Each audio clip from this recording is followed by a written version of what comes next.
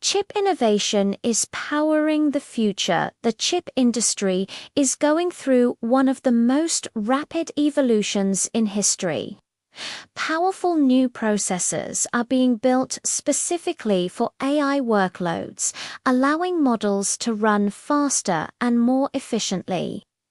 Tech giants are racing to release AI-accelerated chips, new GPUs for machine learning, low-power chips for mobile devices, specialized processors for data centers. These chips are the engines that drive AI. Without them, advanced models simply can't run.